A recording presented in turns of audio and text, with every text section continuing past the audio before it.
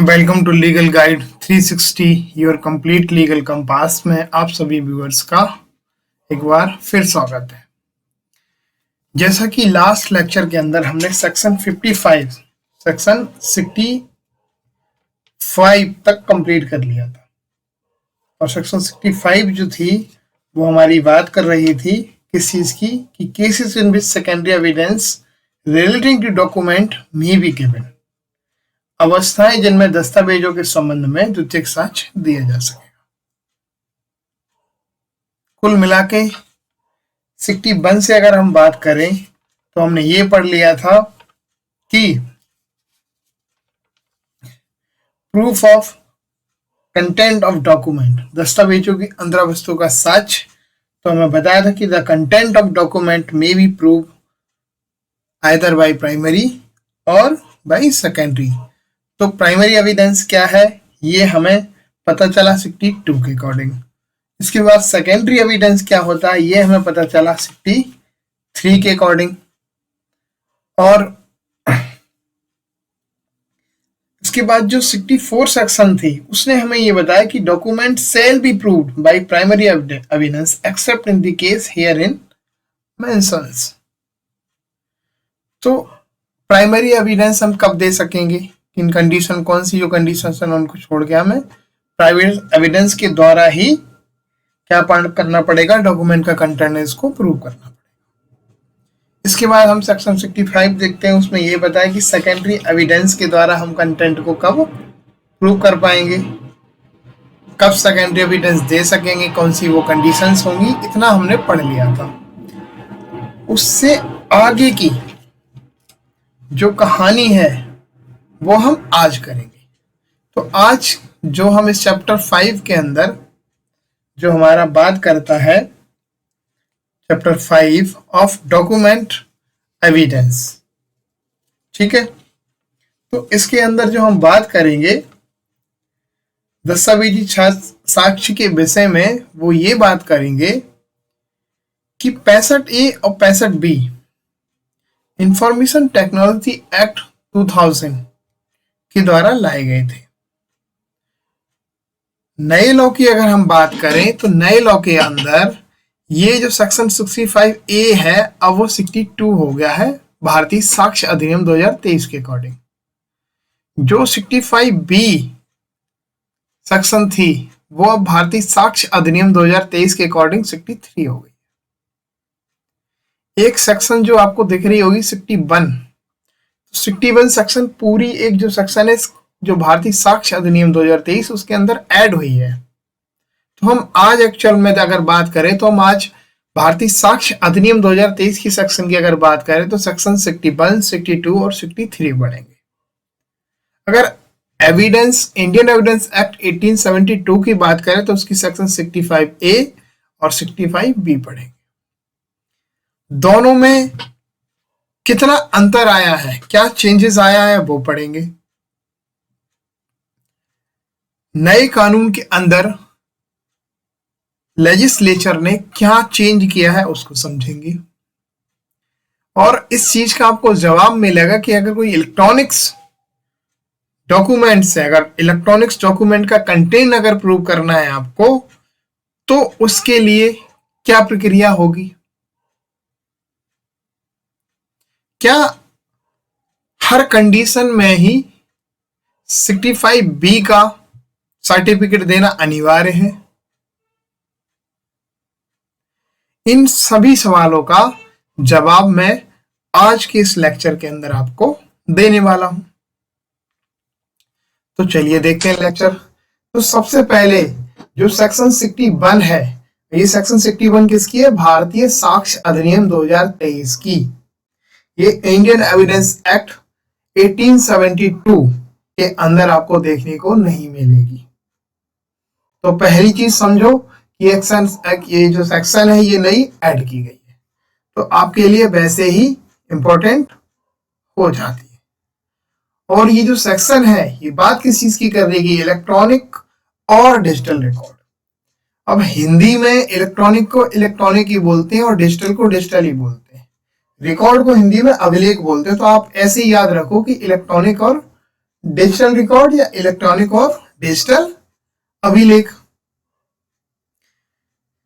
इस सेक्शन को पहले मैं पढ़ देता हूं, फिर आपको समझा देता हूं। नथिंग इन दिस अधिनियम shall apply to deny the admissibility of an electronic or digital record in the evidence on the ground that it is an electronic or digital record, and such record shall, subject to section 63, have the same legal effect, validity and enforceability as other documents।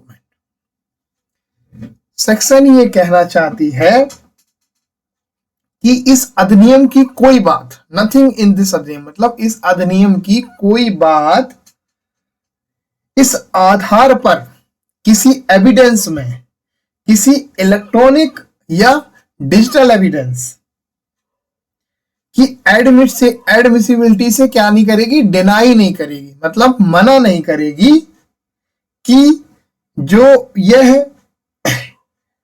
Electronic और digital record है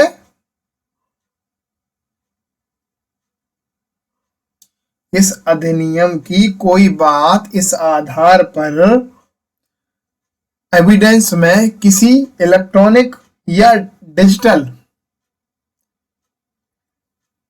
evidence की admissibility से मना नहीं करेगी, इनकार नहीं करेगी कि यह क्या है, कोई इलेक्ट्रॉनिक या डिजिटल रिकॉर्ड है। पहली बात तो ये याद रखो आप। दूसरी बात ये कि जो ये बात है, ये जो रिकॉर्ड है, इस रिकॉर्ड का धारा 63 के अनुसार 63 के अधीन रहते हुए वही लीगल इफेक्ट निकलेगा, वही वैलिडिटी होगी और वही इन्फोर्सेबिलिटी होगी जो किसी अन्य डॉक्यूमेंट की होती है।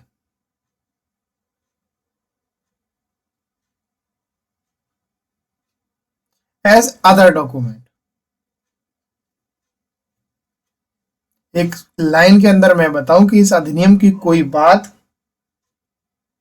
इस आधार पर साक्ष्य में किसी इलेक्ट्रॉनिक या डिजिटल साक्ष्य की एडमिसिबिलिटी से मना नहीं करेगा कि यह कोई इलेक्ट्रॉनिक या डिजिटल रिकॉर्ड है, और ऐसे रिकॉर्ड को धारा 63 के अधीन रहते हुए इसकी वही विधिक प्रभाव होगा, वही विधि मान्यता होगी और वही प्रवर्तनशीलता होगी जो किसी अन्य अभिलेख की होती है। ये मतलब समझो, ये सिंपल बात अगर मैं कहूं, ये कहना चाह रहा है कि जो डॉक्यूमेंट की एडमिसिबिलिटी होती है वही इलेक्ट्रॉनिक्स और डिजिटल रिकॉर्ड जो है उसकी होगी। सिंपल लाइन की मतलब समझो आप ये। तो ये तो थी सेक्शन 61। बात करते हैं सेक्शन 65 जो भारतीय साक्ष्य अधिनियम के अंदर क्या होगी, 62। इसको ग्रीन नहीं किया मैं, इसको ग्रीन करना था हमने। Special provision as to evidence relating to electronic record. तो इलेक्ट्रॉनिक्स रिकॉर्ड से संबंधित साक्ष्य के बारे में क्या स्पेशल प्रोविजन मतलब विशेष उपबंध। क्या है विशेष उपबंध इलेक्ट्रॉनिक रिकॉर्ड से संबंधित? इलेक्ट्रॉनिक रिकॉर्ड से संबंधित साक्ष्य के बारे में विशेष उपबंध, ये section 65A of Indian evidence act 1872 बताती है। अगर भारतीय साक्ष्य अधिनियम की बात करें तो सेक्शन 62 हो जाएगी।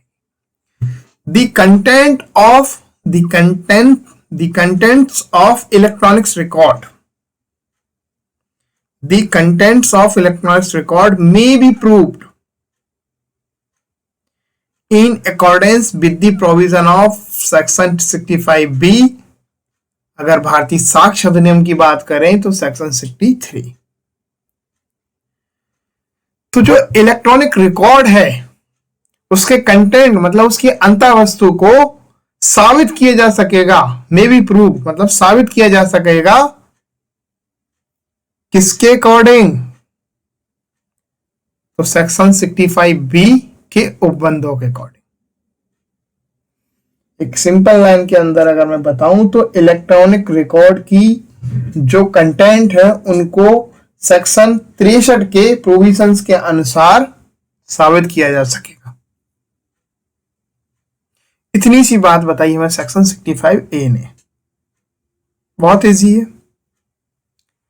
इसको आप एज इट इज ऐसे लिख लो कि अगर 65A जो इलेक्ट्रॉनिक्स रिकॉर्ड्स के कंटेंट को अगर प्रूव करना है तो हमें इसके लिए क्या करना पड़ेगा, 65B के जो प्रोविजंस हैं उनके हिसाब से प्रूव करना पड़ेगा। अब 65B एक्चुअल में हमें बताती है इलेक्ट्रॉनिक्स रिकॉर्ड के बारे में प्रॉपर तरीके से कि इलेक्ट्रॉनिक्स रिकॉर्ड जो होगा वो किस वे में होना चाहिए, कैसा इलेक्ट्रॉनिक्स रिकॉर्ड है, वो एडमिसेबल है, वो सारी चीजें जो हैं वो 65B बताता है। और ये सेक्शन में क्या बोला है कि 65B के अकॉर्डिंग इसको प्रूव किया जा सकेगा इलेक्ट्रॉनिक्स रिकॉर्ड के कंटेंट को।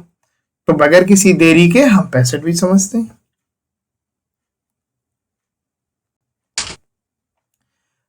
बी भारतीय साक्ष्य अधिनियम 2023 में क्या हो जाएगी, 63। क्या बात करती है 65B? Admissibility of electronics record. Admissibility ये बात करती है इलेक्ट्रॉनिक्स रिकॉर्ड की एडमिसिबिलिटी की, मतलब ग्राह्यता, हिंदी में बोलते हैं ग्राह्यता। अब आपको ग्राह्यता समझ में आता हो ग्राह्यता समझो, एडमिसिबिलिटी समझ में आती हो एडमिसिबिलिटी समझो,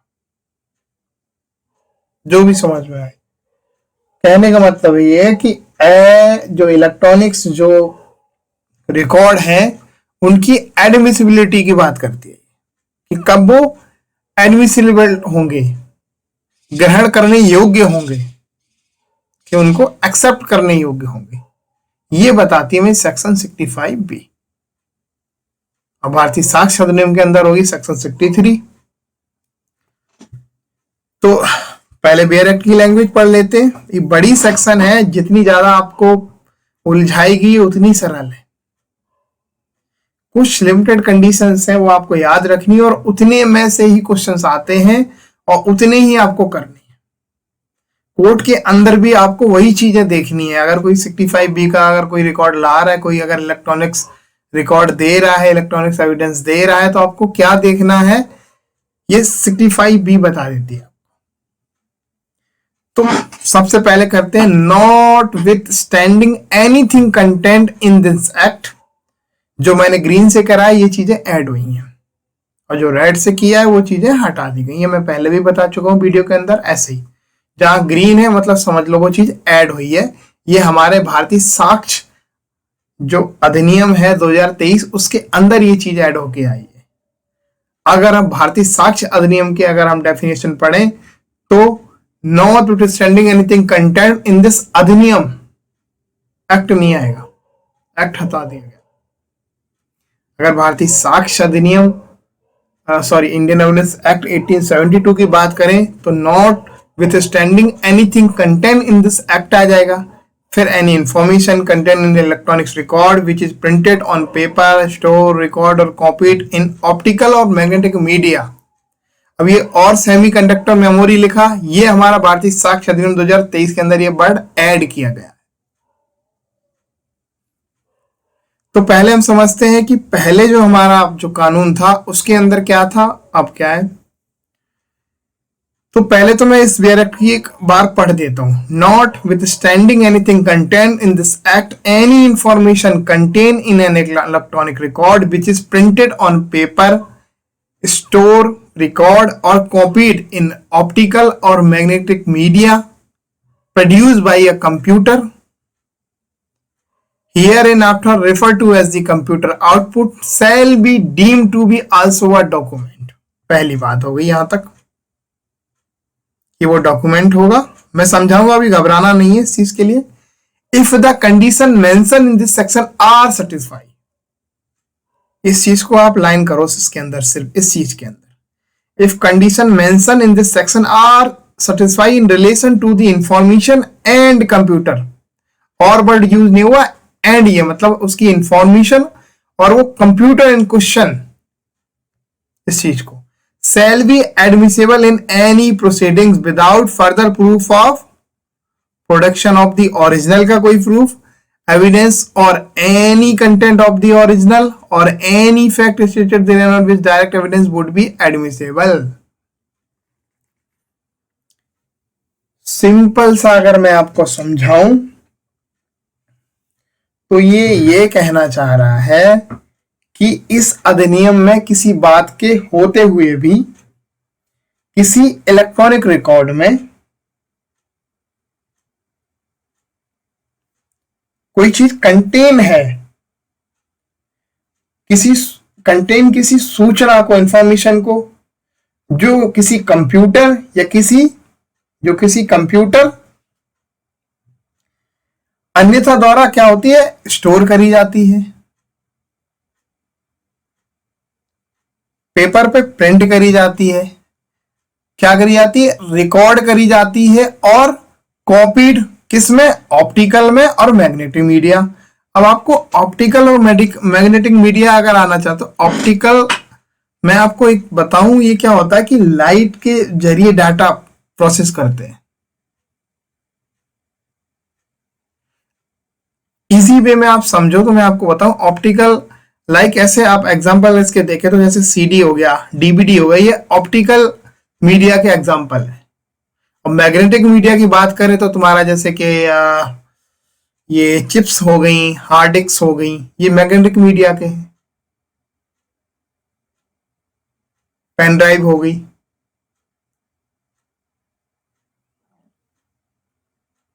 तो उसमें कॉपी करी गई हो या उसके अंदर रिकॉर्ड करी गई हो, कि इसमें ऑप्टिकल मीडिया में या मैग्नेटिक मीडिया में स्टोर करी गई हो, और जो कि प्रोड्यूस करी गई हो कंप्यूटर के द्वारा। तो ऐसी चीज को हम क्या कहेंगे, डॉक्यूमेंट मानेंगे। पहली बात तो इन्होंने हमें ये बता दी।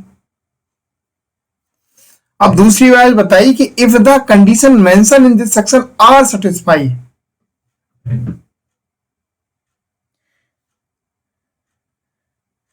अगर जो सूचना है, इंफॉर्मेशन है और जो कंप्यूटर है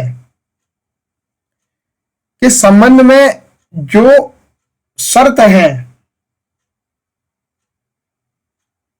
जो निम्नलिखित शर्तें हैं, अगर उनको पूरा कर दिया जाता है तो फिर ओरिजिनल देने की जरूरत नहीं है,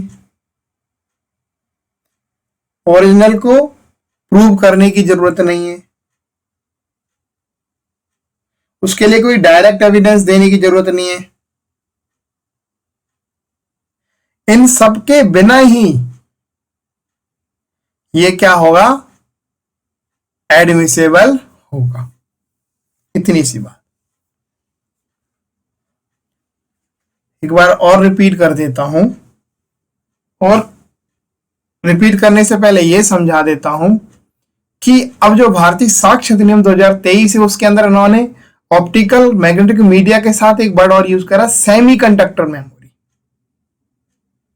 सेमीकंडक्टर मेमोरी क्या होती है, जैसे कंप्यूटर की हार्ड डिस्क, रोम, ठीक है। अब पहले जो ऑप्टिकल मीडिया और मैग्नेटिक मीडिया के अंदर स्टोर करी जा रही थी, रिकॉर्ड करी जा रही थी, कॉपी करी जा रही थी, तो अब क्या यही चीज स्टोर करी जा रही हो सेमीकंडक्टर में, रिकॉर्ड करी जा रही हो सेमीकंडक्टर में, या कॉपी करी जा रही है सेमीकंडक्टर में। अब तीन चीजें हो गई, पहले दो चीज थी, अब तीन चीज हो गई। और एनी प्रोड्यूस बाय कंप्यूटर और एनी कम्युनिकेशन डिवाइस, नए लॉ के अंदर क्या करा, एनी कम्युनिकेशन डिवाइस और अदरवाइज स्टोर, अन्यथा क्या करा गया, स्टोर किया गया, और अन्यथा रिकॉर्ड किया गई है, और अन्यथा copy in any electronic form, किसी भी इलेक्ट्रॉनिक फॉर्म में कॉपी की गई हो, तो उसे हम डॉक्यूमेंट मानेंगे। अब एनी कम्युनिकेशन डिवाइस का मतलब क्या है, तो कम्युनिकेशन डिवाइस का मतलब सीधा सा है कि कोई डाटा सेंड हो रहा है, रिसीव हो रहा है और ट्रांसमिटेड हो रहा है। कम्युनिकेशन डिवाइस के एग्जांपल जैसे फोन हो गया, लैपटॉप हो गया, टैब हो गया, वॉच हो गई, जिससे कम्युनिकेशन पॉसिबल है, आप ऐसे समझो बिल्कुल इजी स्पेस में, वो कम्युनिकेशन डिवाइस है। तो इसमें इन्होंने कर दिया कि which is produce by computer और एनी कम्युनिकेशन डिवाइस, चाहे तो कंप्यूटर से प्रोड्यूस हो या फिर चाहे कम्युनिकेशन डिवाइस से हो, और या फिर अदरवाइज रिकॉर्ड करी गई हो, स्टोर करी गई हो, कॉपीज करी गई, एनी इलेक्ट्रॉनिक्स फॉर्म। एक्चुअल में इन्होंने इस चीज का स्कोप बढ़ा दिया है, और बस। तो ऐसी सिचुएशन है तो ये क्या डॉक्यूमेंट कहलाएगा, ठीक। और ऐसी इंफॉर्मेशन और कंप्यूटर, इंफॉर्मेशन और कंप्यूटर के लिए जो कंडीशंस है मेंशन इस सेक्शन के अंदर, अगर वो सेटिस्फाई हो जाती हैं उसके क्वेश्चन के लिए, तो वो एडमिसिबल होंगी किसी भी प्रोसीडिंग में without further proof of production of the original, original के बगैर ही, एज एविडेंस में, और एनी कंटेंट ऑफ ओरिजिनल, किसी भी ओरिजिनल के कंटेंट के लिए। तो ये बात हुई पहली। अब समझते हैं इसकी सबसेक्शन जो 2 है वो क्या कहती है। The conditions refer to in subsection 1 in respect of computer output shall be the following. Computer output की बात कर रहे हैं। कंप्यूटर आउटपुट मतलब कंप्यूटर से निकली हुई इंफॉर्मेशन, कंप्यूटर से निकला हुआ डेटा। तो दूसरी बात समझ लेते हैं, कंप्यूटर आउटपुट से जो चीजें निकली हैं उनके बारे में जो शर्तें हैं निम्नलिखित, वो नीचे लिखी हुई हैं, उनको हमने पढ़ना है, वो समझते हैं। तो पहली कंडीशंस क्या है, the computer output containing the information was produced by the computer और कम्युनिकेशन डिवाइस। तो जो ग्रीन से है वो नए लॉ के अंदर ऐड कर देगा। मतलब पहले क्या थी, जो इंफॉर्मेशन थी, जो कंटेनिंग द इंफॉर्मेशन थी, वो किससे प्रोड्यूस हो रही थी, कंप्यूटर से। लेकिन अब नए लॉ के अंदर किससे प्रोड्यूस भी होगी, कंप्यूटर से होगी, कम्युनिकेशन डिवाइस से भी होगी, during the period over which the computer और communication device by use regularly. तो कब किस पीरियड में, उस पीरियड के दौरान जब कंप्यूटर और कम्युनिकेशन डिवाइस, या तो कंप्यूटर या communication device by use regularly, मतलब उनका रेगुलरली यूज किया जाता हो। किस लिए, टू क्रिएट, ये नए लॉ के अंदर जोड़ा गया, क्रिएट करने के लिए। पुराने लॉ में ऑलरेडी चीज थी कि स्टोर करने के लिए, और process information for the purpose of any activities regularly carried on over that period. उस पीरियड के दौरान रेगुलरली चीजें की जाती हैं by the person having lawful control, और किसके द्वारा, उस व्यक्ति के द्वारा जिसपे लॉफुल उसका कंट्रोल हो सिस्टम के ऊपर। द यूज ऑफ कंप्यूटर और कम्युनिकेशन डिवाइस, जिस चीज से वो चीज निकाली जा रही, तो उस पर्सन का उसके ऊपर क्या होना चाहिए, कंट्रोल होना चाहिए। तीन चीजें हैं इसमें। अब वो तीन चीजें क्या है, वो मैं आपको एक एक करके बताता हूं। पहली बात कि कोई इंफॉर्मेशन निकाली जाती है, कोई डेटा निकाला जाता है, तो पहली बात तो ये डेटा उस टाइम निकालना चाहिए जब जनरली वो कंप्यूटर या वो कोई कम्युनिकेशन डिवाइस, अब मैं ये नहीं बताऊंगा कम्युनिकेशन डिवाइस क्या होती है, कंप्यूटर क्या होता है, जो उपयोग किया जाता था रेगुलरली। अब रेगुलरली यूज हम कैसे करते हैं, जैसे काम कर रहे हैं, रेगुलरली काम होता है, जैसे किसी ऑफिस में रखा, उसमें एंट्रीज होती है, रेगुलरली हो रही है। किस लिए करा जा रहा था रेगुलरली, कोई चीज क्रिएट करने के लिए, किसी चीज डाटा को सेव करने के लिए, है ना, इंफॉर्मेशन को प्रोसेस करने के लिए। और उसका पर्पज क्या था, रेगुलरली कैरीड एक्टिविटीज के लिए। और ऐसे कंप्यूटर और ऐसे कम्युनिकेशन डिवाइस से ये आउटपुट इंफॉर्मेशन ली जा रही है जिसको पर्सन लॉफुल कंट्रोल में है, उसकी अथॉरिटी में, वो एक्चुअल ओनर है या किसी अथॉरिटी का है। मतलब है सिंपल से, ये सिंपल सा आप समझो कि हैकिंग वाली चीज को मना कर रहा है कि अगर कोई चीज हैकिंग वाली उससे आपने निकाली है तो वो रेलिवेंट नहीं, वो कंडीशन की वजह से उन्होंने चीज लिखी है, लॉफुल कंट्रोल होना चाहिए, पहली बात। दूसरी बात, ड्यूरिंग दिस सेड पीरियड, उस पीरियड के दौरान information of the kind contain in the electronic record or of the kind from which the information so contained is derived was regularly feed into the computer. आप इसको line mark करो, was regularly feed into the computer. आपको यही चीजें याद करनी है। और कम्युनिकेशन डिवाइस, या तो कंप्यूटर में फीड करी जा रही है, रेगुलरली करी जाती है, या कम्युनिकेशन डिवाइस में की जाती है in the ordinary course of sad activities. दूसरी चीज, जो उक्त अवधि है उसके दौरान कोई इलेक्ट्रॉनिक रिकॉर्ड में जो कंटेंट है उसकी जो सूचना है या उससे रिलेटेड कोई सूचना है, उसे इस प्रकार कोई अंतर्विष्ट सूचना है, उसको उत्पन्न किया जाता है।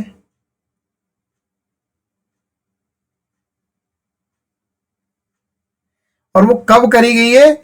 जबकि वो रेगुलरली कंप्यूटर में ऐसी चीज फीड करी जाती है या ऐसे कम्युनिकेशन डिवाइस में फीड करी जाती है। दूसरी, तो वो इंफॉर्मेशन ऐसे टाइम पे निकाली गई है, डिराइव करी गई है, जब वो कंप्यूटर क्या में वो चीज इंफॉर्मेशन है वो रेगुलरली क्या फीड करी जाती है या उस कम्युनिकेशन डिवाइस के अंदर फीड करी जाती है in the ordinary course of the said activities. दूसरी बात हो गई। तीसरी बात, throughout the material part of the said period the computer और communication device was operating properly, or if not, then in respect of any period in which it was not operating properly or was out of operations during the part of the period was not such as to affect the electronic record or the accuracy of its content। अब इसको समझते हैं। ये कहना चाह रहा है कि उस अवधि के दौरान जो इसका इंपॉर्टेंट पार्ट है इस कंप्यूटर का या इस कम्युनिकेशन डिवाइस का, जो इन्होंने वर्ड यूज करा properly, device was operating properly, तो जो डिवाइस है वो ऑपरेट हो रही थी properly.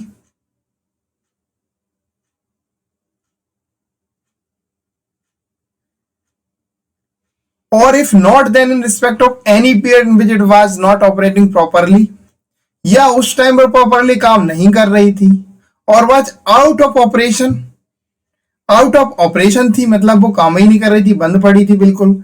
During that part of period was not such as the effect the electron record or the accuracy of its content. Simple सा समझो, ये कहना चाह रहे कि जब वो इंफॉर्मेशन ली जा रही थी उस कंप्यूटर से या उस कम्युनिकेशन डिवाइस से, तो उस टाइम पे ये देखना होगा कि वो प्रॉपरली ऑपरेट हो रही थी, और अगर नहीं हो रही थी तो क्या कमी थी उसके अंदर, और क्या ऐसी कोई कमी थी कि जिसकी वजह से जो इंफॉर्मेशन हम निकाल रहे हैं उसके एक्यूरेंसी पे कोई फर्क पड़ रहा है, उस इंफॉर्मेशन के ऊपर कोई इफेक्ट पड़ रहा है। अगर वो आउट ऑफ ऑपरेशन भी थी उस पीरियड के दौरान भी जो इंफॉर्मेशन है क्या उसकी एक्यूरेसी पे कोई असर पड़ रहा था या उस पे कोई इफेक्ट पड़ रहा था, दूसरी बात ये होगी।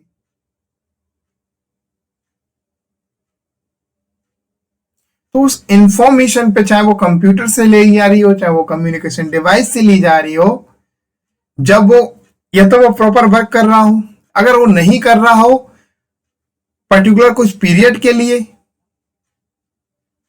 या प्रॉपरली वर्क ना कर रहा हो, तो उस टाइम पर हमने क्या देखना है कि क्या उसके वर्क ना करने से, उस टाइम पर उसके बंद हो जाने से, उसमें या कुछ कमी आ जाने से क्या जो इंफॉर्मेशन है उस पर कोई इफेक्ट पड़ा है, क्या उसकी एक्यूरेसी जो उसके कंटेंट है उसकी एक्यूरेसी पे कोई इशू हुआ है, उस पर कोई प्रॉब्लम हुई है, ये चीज देखनी है। तो ये तो थी तीसरी बात। The information contain in the electronics record reproduce or is derived from such information feed into the computer or communication device in the ordinary course of the said activities. Ordinary course of the said activities तो बताने की जरूरत है नहीं, मुझे already बता रखा हूं, ये बी वाले ऑप्शन से मिलती जुलती है, पर यहां पे रिप्रोड्यूस की बात करी जा रही है। ठीक, ये कहना चाहता है कि जब वो ऐसे मानो आपकी कोई इलेक्ट्रॉनिक रिकॉर्ड है, उसमें कि जो अंदर जो कंटेंट है उसकी सूचना ऐसी सूचना है, उस सूचना से वो पुनः रिप्रोड्यूस हो जाती है, जो रिकॉर्ड है वो पुनः रिप्रोड्यूस हो जाता है।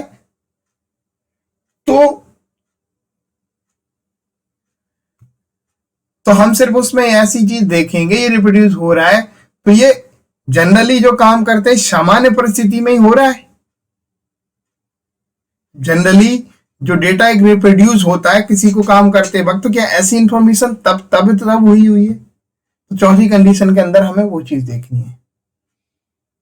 The information contained in the electronics record reproduce or is derived from such information feed into the computer or communication device, चाहे कंप्यूटर के अंदर फीड हो रही हो, चाहे कम्युनिकेशन डिवाइस के अंदर फीड हो रही हो, in the ordinary course of this set activities के दौरान। अगर कोई चीज रिप्रोड्यूस हो रही है, कोई इलेक्ट्रॉनिक्स रिकॉर्ड रिप्रोड्यूस हो रहा है या ड्राइव हो रही है ऐसी कोई इंफॉर्मेशन, उस टाइम में ये देखना चाहिए कि ये जो है वो ordinary course of set activities में हो रहा है। बस इतनी सी बात हमें याद रखनी है। तो एक्चुअल में जो सेक्शन 65B है ना, उसकी ये जो 4 कंडीशन है यही इंपॉर्टेंट है। इसके बाद इसका जो सबसेक्शन 4 है वो हमें सर्टिफिकेट के बारे में बताता है। तो अब बहुत ज्यादा इस सेक्शन के अंदर इंपॉर्टेंट है नहीं, तो मैं बहुत ज्यादा डीपली घुसने वाला हूं नहीं इस सेक्शन के अंदर। इसका थर्ड पढ़ लेते हैं। Where over any period the function of creating, storing or processing information for the purpose of any activities regularly carried on over that period as mentioned in clause A of subsection 2 was regularly performed by means of one or more computers or communication device.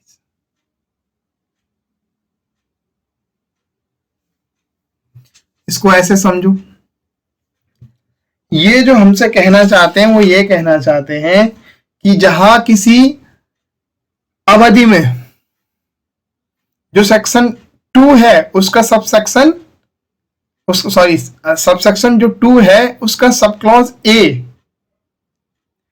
में कोई चीज मान के चलो उल्लिखित है, तो उस अवधि के दौरान नियमित रूप से कोई चीज की गई है किन्हीं क्रियाकलापों के प्रयोजनों के लिए, या सूचना के सृजन के लिए, या सूचना के भंडारण के लिए, या सूचना के प्रसंस्करण का कार्य करने के लिए, कार्य को नियमित रूप से एक या अधिक कंप्यूटरों या एक से अधिक कम्युनिकेशन डिवाइस द्वारा नियमित रूप से क्या करा जाएगा, इसको परफॉर्म किया जाएगा। अब चाहे ये कंडीशन, अब जो मैंने रेड से लिखा हुआ ये डिलीट कर दिया, कॉम्बिनेशन ऑफ कंप्यूटर्स, कंप्यूटर का कॉम्बिनेशन हो, different computer operating in successor over the period. Simple से अगर मैं बताऊं, ये कहना चाहता चाहे वो आप ए मान के चलो ABCD कंप्यूटर्स हैं, अब डिपार्टमेंट ने ए को रिटायर कर दिया, तो एक ही कोई इंफॉर्मेशन है, तो आप ऐसे करके डिनाई नहीं कर सकते कि ये तो एक इंफॉर्मेशन है, आज तो एक कंप्यूटर है ही नहीं। Different computer, combination of computer हो सकते हैं, डिफरेंट कॉम्बिनेशन ऑफ कंप्यूटर्स हो सकते हैं in any other manner involving the successive operations.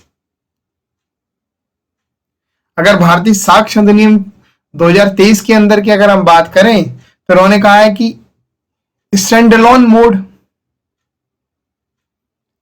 एकल ढंग में, ऑन अ कंप्यूटर सिस्टम, किसी कंप्यूटर प्रणाली पर,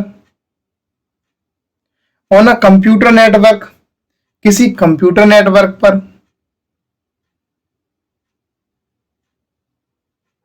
ऑन अ कंप्यूटर रिसोर्स जो इनेबलिंग बनाते हो किसी इंफॉर्मेशन को, क्रिएशन और प्रोवाइड कराते हो इंफॉर्मेशन प्रोसेस एंड स्टोर के लिए, through out an इंटरमेडियरी,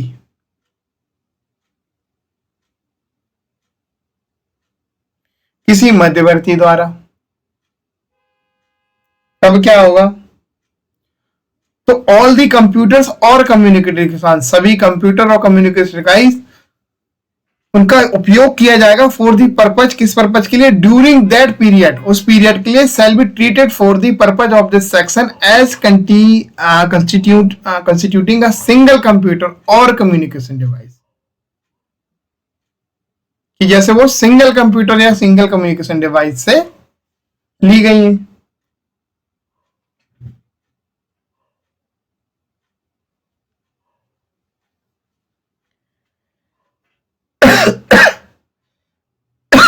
And reference in this section to a computer or communication shall be constitutes accordingly.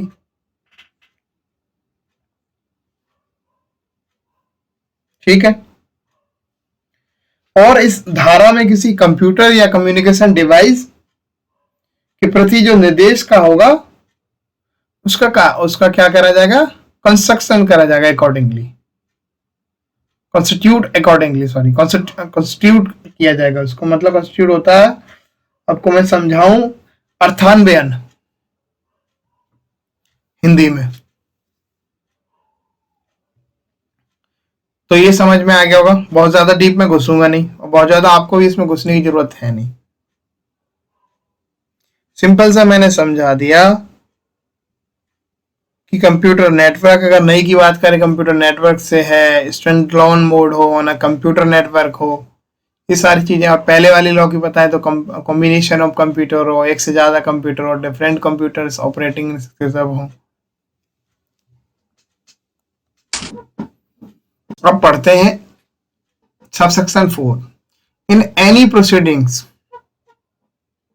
किसी भी प्रोसीडिंग्स में, where it is desired to give a statement in evidence by virtue of this section, a certificate doing any of the following thing, that is to say, shall be submitted along with the electronic record at each instance where it is being submitted for admissions, namely। इस चीज को समझो। where it is desired to give a statement in evidence by the virtue of this section, a certificate doing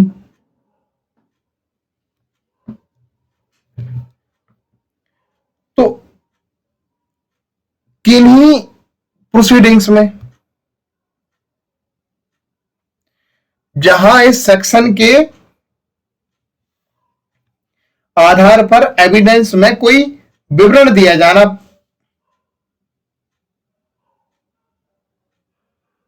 Dzire किया जाता है, तो निम्नलिखित जो बातें हैं, बातों में से किसी बात को पूरा करते हुए क्या करना होगा हमें? किसी बात को पूरा करते हुए प्रमाण पत्र को प्रत्येक बार, जो सर्टिफिकेट है उसको प्रत्येक बार इलेक्ट्रॉनिक की जो रिकॉर्ड है के साथ वहां प्रस्तुत करना पड़ेगा, प्रस्तुत किया जाएगा वहां। Shall be submitted, word use हुआ, shall be submitted along with the electronic record, electronic record के साथ क्या करा जाएगा? प्रत्येक के साथ सबमिटेड करना पड़ेगा। और कहां पे सबमिट करना पड़ेगा? Instant where it is being submitted for admissions, जहां आप इसको क्या कर रहे हैं? एडमिशन के लिए सबमिट कर रहे हैं।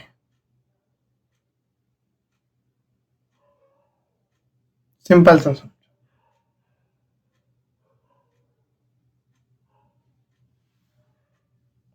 तो जहां आप इसको देना चाहते हैं तो वहां प्रत्येक बार इलेक्ट्रॉनिक्स रिकॉर्ड के साथ आपको सर्टिफिकेट सबमिट करना पड़ेगा किन्हीं प्रोसीडिंग्स में। अगर एक लाइन में बात करूं मैं तो किसी भी इन एनी मतलब किसी भी प्रोसीडिंग्स में जहां इस सेक्शन के आधार पर एविडेंस में क्या देना है, विवरण देना है, मान लो देना डिजायर है ऐसा, तो निम्नलिखित बातों में से क्या किसी बात को पूरा करते हुए प्रमाण पत्र को प्रत्येक बार इलेक्ट्रॉनिक रिकॉर्ड के साथ वहां प्रस्तुत करना पड़ेगा आपको जहां इसे एडमिशंस के लिए आप प्रस्तुत कर रहे हो। अब कंडीशंस क्या है वो पढ़ लेते हैं। पहली कंडीशन है identify the electronics record containing the statement and describing the matter in which it was produced. Identify the electronic record. तो जो विवरण है तो विवरण से युक्त इलेक्ट्रॉनिक रिकॉर्ड की एक तो पहचान करनी है पहली बात, और उसे उस मैनर से उस मैनर का क्या करना है, हमने डिस्क्राइब करना है, वर्णन करना है उस मैनर का जिससे इसका उत्पादन हुआ, जिससे ये प्रोड्यूस हुई है। दूसरी बात समझ लेते हैं, giving such particular of any device, giving such particulars of any device involve in the particular of the electronics record as may be appropriate for the purpose of showing the electronics record was produced by computer or communication device referred to in clause A to E subsection 3। इस चीज को समझ लेते हैं, क्या कहना चाहता B ये कहना चाहता है कि देना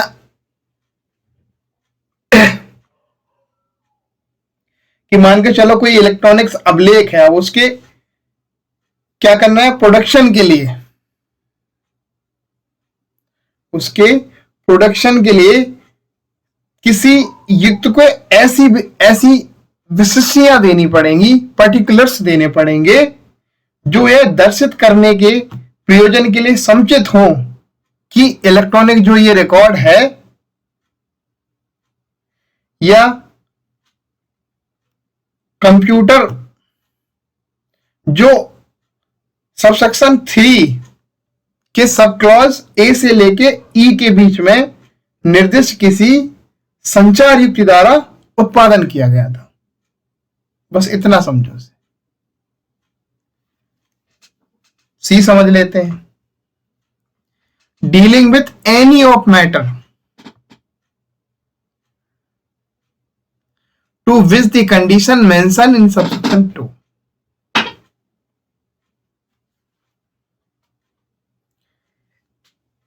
ऐसे मैटर के साथ डील करना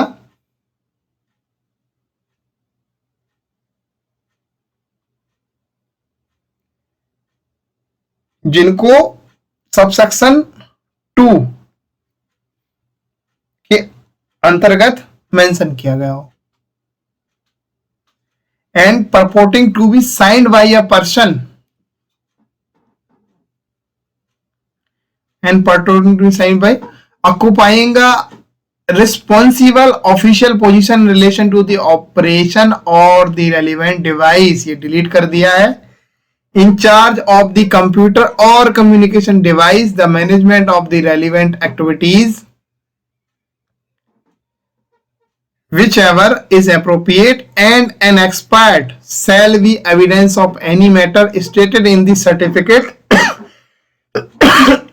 and for the purpose of this subsection it shall be sufficient for a matter to be stated to the best of the knowledge and belief of the person stating it in the certificate specified in the schedule.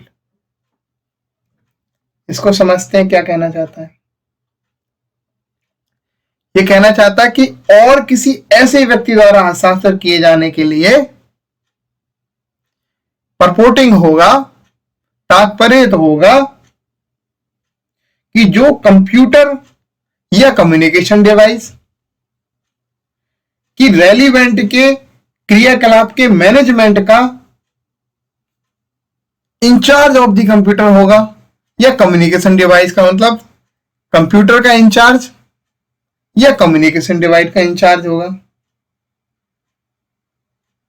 होगा या हो, दोनों बातें, और कोई expert हो, कोई expert हो। तो ऐसे शेड्यूल में जो स्पेसिफाइड है, ऐसे शेड्यूल में जो स्पेसिफाइड है, प्रमाण पत्र में कथित किसी विषय का साक्ष्य होगा वो, और इस प्रोविजंस के प्रयोजनों के लिए किसी ऐसे विषय के लिए कथन पर्याप्त होगा कि यह कथन करने वाले व्यक्ति के सर्वोत्तम ज्ञान और विश्वास के आधार पर कहा गया। ये समझो।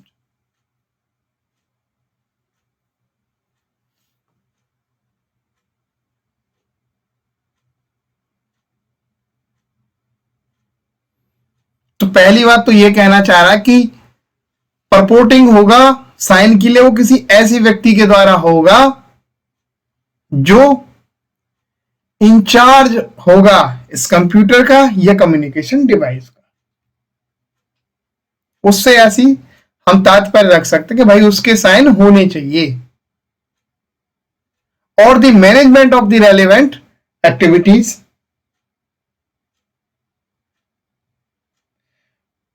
या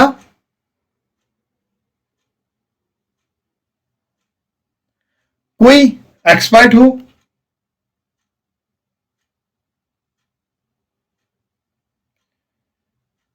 जो कि अनुसूची में निर्दिष्ट प्रमाण पत्र में कथित किसी विषय का साक्ष्य होगा।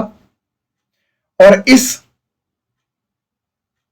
जो सबसेक्शन के प्रयोजन के लिए किसी ऐसे विषय के लिए कथन पर्याप्त होगा कि यह कथन करने वाले व्यक्ति को सर्वोत्तम ज्ञान और विश्वास के आधार पर कहा गया है। Sufficient for a matter to be stated to the best of the knowledge and belief of the person, कि जो ऐसे विषय के लिए यह कथन पर्याप्त होगा, sufficient होगा for a matter मतलब पर्याप्त होगा कि वह जो स्टेटमेंट है उसको करने वाले व्यक्ति को सर्वोत्तम ज्ञान और विश्वास के आधार पर कहा गया था। तो ये तो था सबसेक्शन 4। बहुत ज्यादा इंपॉर्टेंट नहीं है, सिंपल सा आप एक अगर लाइन के अंदर समझे, आप कोड के अंदर देखेंगे तो सिंपल सा यही होता है। और जनरली इसके अंदर जितना हार्ड लैंग्वेज लिखी है ना, इतना आपको समझने की जरूरत है ही नहीं। अब जनरली इलेक्ट्रॉनिक्स रिकॉर्ड देना 65B का सर्टिफिकेट दे दो, उस पर कौन ऑथ होगा? जो एक्चुअल में जो दे रहा है जिस चीज को, उसका जो ओनर होगा, जिसकी वो पोजीशन में हो, ताकि उस एक्चुअल में इलेक्ट्रॉनिक्स रिकॉर्ड है उसकी ऑक्यूरेंसी जो है, उसकी ऑथेंटिसिटी, उसको प्रूव किया जा सके कि उसके अंदर कोई टेम्पर नहीं है, उसके अंदर कोई छेड़खानी नहीं है। यही चीज देखनी होती है। पर हाँ, ये जो कुछ सेक्शंस जो मैंने बताई थी सब सेक्शन 1 के अंदर थी कि क्या चीजें देखनी चाहिए। अगर आप अपोजिट काउंसिल हो तो आपको ये चीज ध्यान रखनी चाहिए कि ये चीज ये डाल रहे हैं तो क्या ये उस टाइम पे लाएंगे किसी की लॉफुल अथॉरिटी की उसमें थी पोजीशन में। पहली बात, क्या during the course of business जो एक्चुअल में एक प्रॉपरली तरीके से कंप्यूटर यूज किया जाता है उसी दौरान ये चीजें करी गई थी या क्रिएट करी गई हैं वैसे फेक तरीके से। या एक जो फीड करने का, स्टोर करने का, क्रिएट करने का जो सामान्यतः प्रोसेस होता है किसी कंप्यूटर या कम्युनिकेशन डिवाइस के अंदर, क्या उसी प्रोसेस को फॉलो किया गया है? तो ये कुछ कंडीशंस थी जिनको आपको देखना होता, वही आपके लिए इंपॉर्टेंट है। और बाकी सर्टिफिकेट देना होता है, किस लिए देना होता है, कौन दे सकता है, वो मैंने आपको बता दिया। चाहे कम्युनिकेशन डिवाइस के लिए देना हो, चाहे कंप्यूटर के लिए जिससे कोई इंफॉर्मेशन निकली हो, क्रिएट हो, कुछ भी हुई हो, उसके लिए अगर देना है तो इंचार्ज ऑफ द कंप्यूटर और कम्युनिकेशन डिवाइस, सिंपल भाषा में समझो तो आप उसका मालिक समझ लो, जिसके जिसके पास लॉफुल अथॉरिटी हो, उसकी कानूनी रूप से जो एक्चुअल में उसका मालिक हो,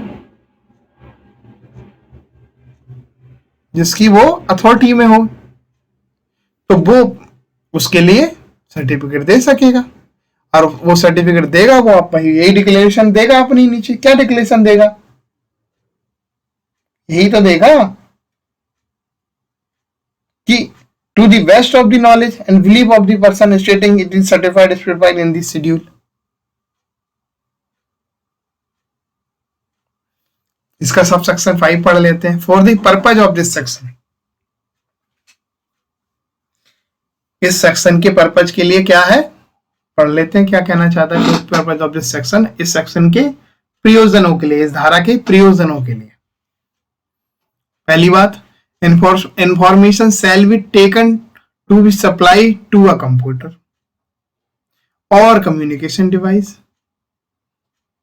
ठीक है।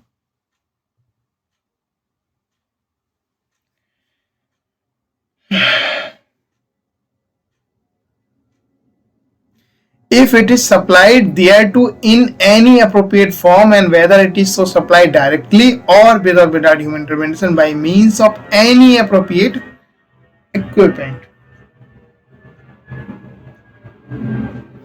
तो जो इंफॉर्मेशन है वो क्या सप्लाई मानी जाएगी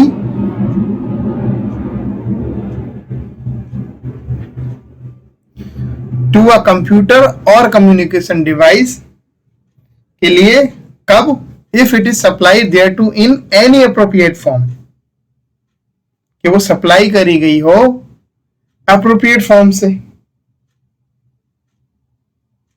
मतलब कोई समुचित रूप में प्रदान की गई हो। अब जो ऐसी सप्लाई है, जो ऐसी सप्लाई करी गई है, वो या तो डायरेक्ट हो या ह्यूमन के विथ ह्यूमन इंटरवेंशन हो या विदाउट ह्यूमन इंटरवेंशन हो।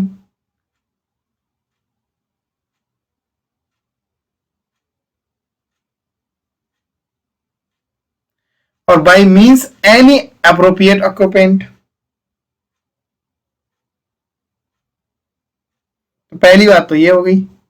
दूसरी बात जो थी वो भारतीय साक्ष्य अधिनियम 2023 के अंदर डिलीट कर दी गई है।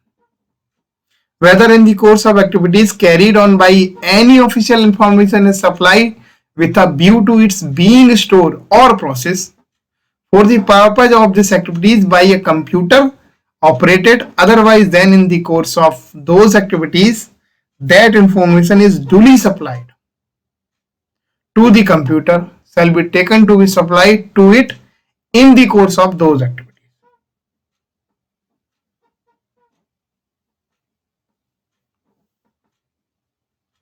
इसको डिलीट कर दिया गया है,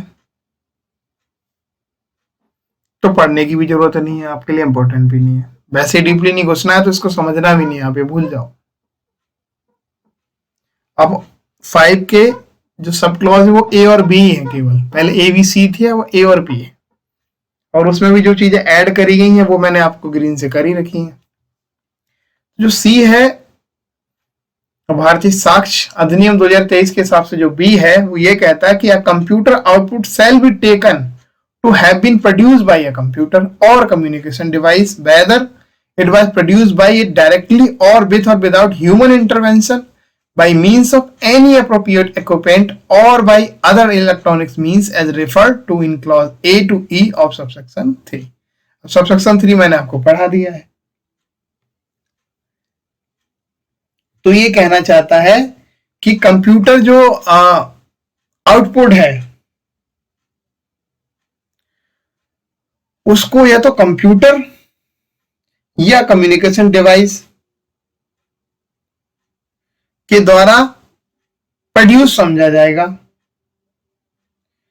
चाहे यह इसके द्वारा सीधे उत्पादित हो, डायरेक्टली प्रोड्यूस हो, इसके द्वारा it was produce by directly, या तो with the intervention of human के इंटरवेंशन के साथ हो, या विदाउट ह्यूमन इंटरवेंशन हो, ह्यूमन के विदाउट इंटरवेंशन हो।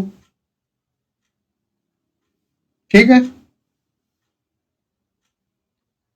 या जो सबसेक्शन 3 है उसका जो सब क्लॉज ए से लेके ई है में जो चीजें मेंशन है,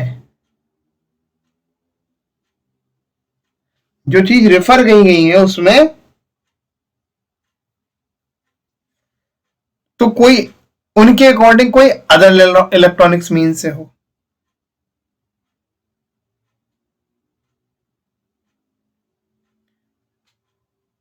ये था सेक्शन 65B। आई होप आपको सारे जवाब मिल गए होंगे, इससे ज्यादा डीप आपको इसके अंदर घुसना ही भी नहीं है। एक एक चीज इसकी जो है वो मैंने आपको समझा दी है। मेन इसको क्या समझना है, वो स्टार्टिंग की जो 4 कंडीशन है सबसेक्शन 1 के अंदर, 2 के अंदर, वो इंपॉर्टेंट है इसकी, उनको आपको याद करना है।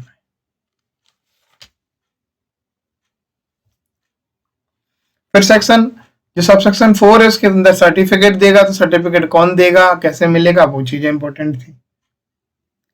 5 के अंदर जो इंपॉर्टेंट था वो सबसेक्शन, वो भी मैंने बता दिया।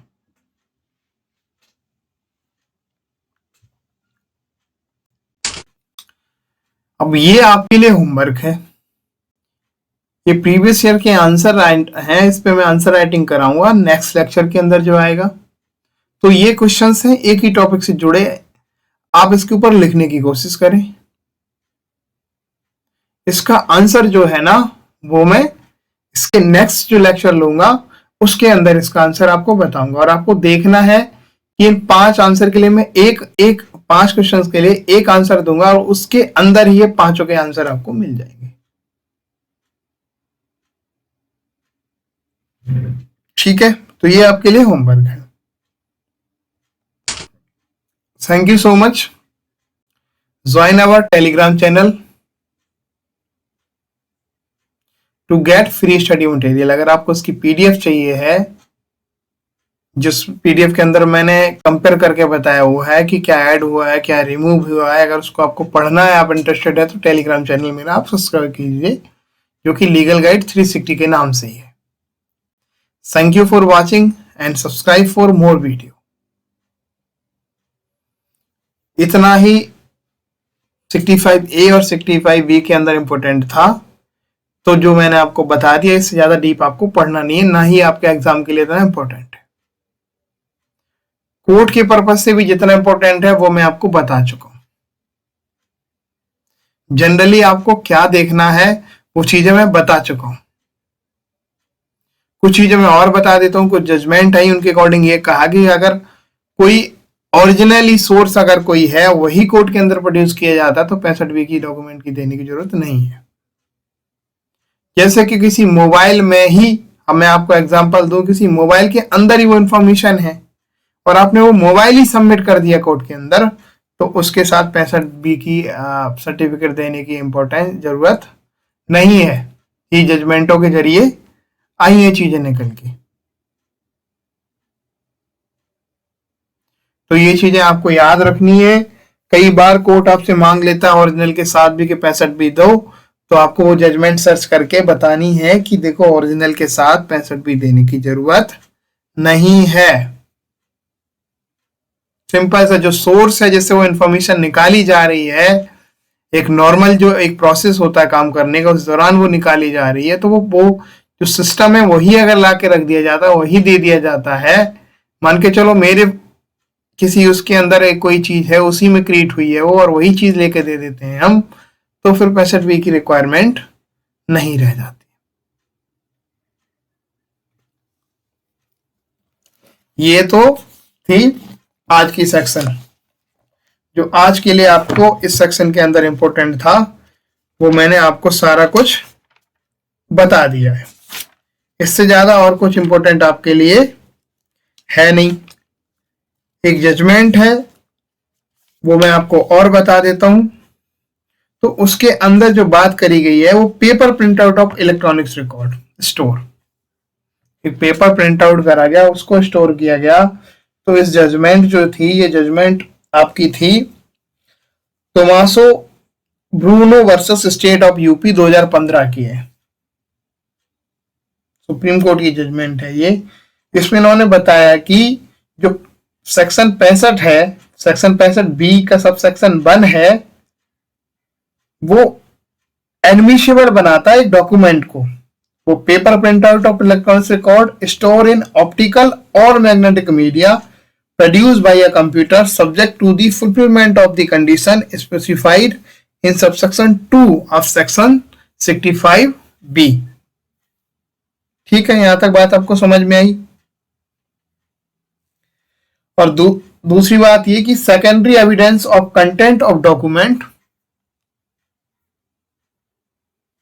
Can also be lead under section 65 of the Indian evidence act.